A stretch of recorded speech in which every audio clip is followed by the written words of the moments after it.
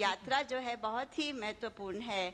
प्रधानमंत्री जी, बहुत बहुत धन्यवाद आपकी वॉर्सो में उपस्थिति के लिए। और निस्संदेह ये इस बात का प्रमाण है कि हमारे दोनों देश के बीच संबंध बेहतर होते जा रहे हैं। ये पूरे क्षेत्र के लिए बहुत महत्वपूर्ण है और ये अतिशयोक्ति नहीं होगी अगर मैं पूरे विश्व को ये कहूँ कि ये जो बेहतर संबंध है पोलैंड और भारत के बीच, ये हमारे लिए बहुत ही महत्वपूर्ण है कि हम अपने जो पारंपरिक अच्छे संबंध हैं पोलैंड और भारत के बीच, इनको मैं रेखांकित करूं। हमारे देशों के बीच में कोई विवाद नहीं है, कोई संघर्ष नहीं है। हम एक दूसरे को अच्छी तरह से समझते हैं, भौगोलिक दूरी के बावजूद और अलग अलग परंपराओं और इतिहास के बावजूद हम एक दूसरे को अच्छी तरह से समझते हैं।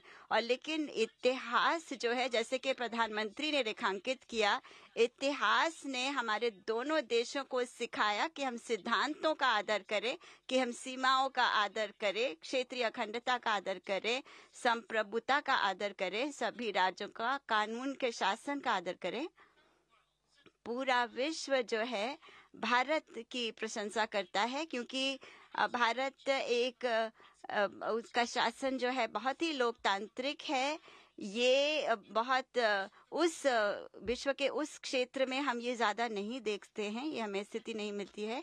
एक बार फिर प्रधानमंत्री जी, मैं आपको बधाई देना चाहूँगा आपकी चुनावी जीत के लिए। ये बहुत ही संतोषजनक है और मैं भी जानता हूँ कि आपके देश में आपके लोगों की इच्छा के अनुसार शासन को चुना जाता है।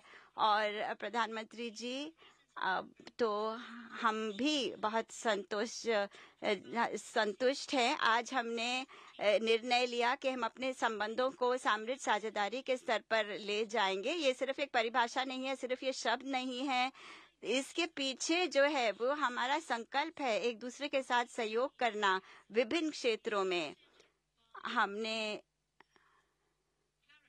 एक स्पष्टीकरण के साथ शुरू किया कुछ ऐसे मुद्दों पर जो काफी भावुक मुद्दे हैं पूरे विश्व में, और प्रधानमंत्री मोदी जी ने अपनी तत्परता की पुष्टि की कि वे व्यक्तिगत तौर पर शांतिपूर्ण, न्यायपूर्ण और त्वरित इस युद्ध की समाप्ति के लिए वे तैयार हैं। हमारा मानना है कि भारत एक बहुत ही महत्वपूर्ण और सकारात्मक भूमिका निभा सकता है। तो ये घोषणा जो है बहुत ही महत्वपूर्ण है हमारे लिए।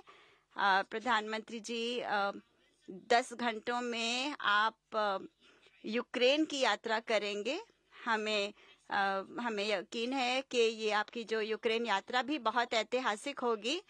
और जहाँ तक भारत और पोलैंड के बीच आदान प्रदानों का सवाल है, हमने कई विषयों पर चर्चा करी। हम अपने सहयोग को मजबूत करना चाहते हैं। रक्षा उद्योग के क्षेत्र में हमारी कई साझी संभावनाएं हैं तालमेल के लिए। पोलैंड पूरी तरह से तैयार है भारत के सैन्य उपकरण के आधुनिकीकरण में भाग लेने के लिए। हमारे पास आवश्यक तकनीकी क्षमता है, विशेषज्ञ है हमारे ये। मुझे बहुत खुशी है कि हमें न केवल रक्षा के क्षेत्र में, लेकिन सैन्य मुद्दों पर भी नहीं, लेकिन टेक्नोलॉजी के क्षेत्र में भारत एक वैश्विक नेता है, कृत्रिम बुद्धिमत्ता के क्षेत्र में। और जो मानव जो ये इन तकनीकों का उपयोग हम कई क्षेत्रों में कर रहे हैं, रक्षा समेत। और हमें आपने जो हमारी कंपनियों को और आपने देश में आमंत्रित किया है, उसके लिए भी हम बहुत आभारी हैं। हम जानते हैं कि इससे के रक्षा क्षेत्र में भी काफ़ी निवेश हो और हम एक दूसरे के साथ मिलकर सहयोग करें। और अगर हम ऊर्जा ट्रांजिशन की बात करते हैं तो ये भारत और पोलैंड दोनों के लिए लाभकारी हो सकता है। और हम चाहेंगे कि हमारी कंपनियां जो है वो भारत में काम करें ताकि वो हरित तकनीक, हरित विकास के मुद्दों पर मिलकर एक दूसरे के साथ सहयोग करें। पोलैंड इस क्षेत्र में भारत को काफी कुछ दे सकता है और उनके साथ साझा कर सकता है। और हम काफी चीजों पर हमने बातचीत करी है और इन सभी को हम आगे लेकर जाएंगे। अगर हम एग्री फूड क्षेत्र की बात करें तो हम एक सहयोग पर हमारी सहमति बनी है ताकि पोलैंड में आ सके। इस क्षेत्र में खास तौर पर हमने कई बातों पर जो सूचना है वो साझा करी। हमने वीजा की नीति के बारे में भी प्रधानमंत्री को बताया है और उन्होंने इस पूरे मुद्दे को अच्छी तरह से समझा है और वो पूरी तरह से सहमत है कि हमें इन सभी का समाधान मिलकर ढूंढना होगा ताकि हम वीजा के क्षेत्र में जो एक तरह का जो जटिलताएं आ जाती हैं या मुश्किलें पैदा हो जाती हैं उनको हम अच्छी तरह से उनका हम निफा कर सकें। हम भारतीय जो नागरिक हैं उनका हमेशा से ही पोलैंड में स्वागत करते रहे हैं और करते रहेंगे और उनसे हमें बहुत ज्यादा लगाव है, लेकिन हम वीजा की प्रणाली को बेहतर करना चाह रहे हैं। प्रधानमंत्री जी, आज मैं काफी सकारात्मक हूँ। मुझे लगा कि आपसी जो हमारी बातचीत हुई और जिस तरीके से हमने अपने सोच विचार एक दूसरे के साथ साझा किए तो उससे हमारी समझ जो है वो काफी बड़ी है, ना सिर्फ युद्ध के क्षेत्र में लेकिन और बाकी बहुत जो क्षेत्र है उनके बारे में भी। प्रधानमंत्री जो है वो पूरी तरह से प्रतिबद्ध है पोलैंड के साथ अपने संबंधों को आगे ले जाने के लिए और यूरोपीय यूनियन के साथ भी वह सहयोग करना चाहते हैं। मुझे पूरा विश्वास है कि आप प्रधानमंत्री जी एक बहुत अहम भूमिका निभा सकते हैं और हम आशा करते हैं कि हमारा सहयोग जो है वो और भी बेहतर होगा। मैं आपको माइक देता हूं। धन्यवाद। मैं प्रधानमंत्री मोदी को मैं आमंत्रित करता हूं कि वह अब अपनी स्पीच दे। धन्यवाद। Your Excellency, Prime Minister Donald tusk, दोनों देशों के डेलीगेट्स, मीडिया के साथियों, नमस्कार। वार्सो जैसे खूबसूरत शहर में गर्मजोशी भरे स्वागत, भव्य आतिथ्य सत्कार और मित्रता भरे शब्दों के लिए मैं प्रधानमंत्री टस्क का हृदय से आभार व्यक्त करता हूं। आप लंबे समय से भारत के अच्छे मित्र रहे हैं। भारत और पोलैंड की मित्रता को मजबूत करने में आपका बहुत बड़ा योगदान है। फ्रेंड्स, आज का दिन भारत और पोलैंड के संबंधों में विशेष महत्व रखता है। आज 45 साल के बाद किसी भारतीय प्रधानमंत्री ने पोलैंड का दौरा किया है। मेरे तीसरे कार्यकाल की शुरुआत में ही मुझे यह सौभाग्य मिला है। इस अवसर पर मैं पोलैंड की सरकार और यहां के लोगों का विशेष आभार व्यक्त करता हूं। आपने 2022 में यूक्रेन कॉन्फ्लिक्ट में फंसे हुए भारतीय स्टूडेंट्स को निकालने के लिए जो उदारता दिखाई, उसे हम भारतवासी कभी नहीं भूल सकते। फ्रेंड, इस वर्ष हमने अपने राजनयिक संबंधों की 70वीं वर्षगांठ मना रहे हैं। इस अवसर पर हमने संबंधों को स्ट्रेटेजिक पार्टनरशिप में परिवर्तित करने का निर्णय लिया है। भारत और पोलैंड के संबंध डेमोक्रेसी और रूल ऑफ लॉ जैसी साझा मूल्यों पर आधारित है। आज हमने संबंधों को एक नई दिशा देने के लिए कई इनिशिएटिव्स की पहचान की है। दो लोकतांत्रिक देशों के रूप में हमारी पार्लियामेंट के बीच आदान प्रदान को बढ़ावा दिया जाना चाहिए। आर्थिक सहयोग को व्यापक रूप प्रदान करने के लिए प्राइवेट सेक्टर को जोड़ने के लिए काम किया जाएगा। फूड प्रोसेसिंग के लिए क्षेत्र में पोलैंड वर्ल्ड लीडर्स में से है। हम चाहते हैं कि पोलैंड की कंपनियां भारत में बनवाए जा रहे मेगा फूड पार्क से जुड़े भारत में तेज गति से हो रहे शहरीकरण से water treatment, solid waste management, urban infrastructure ऐसे क्षेत्रों में हमारे सहयोग के नए अवसर खुल रहे हैं।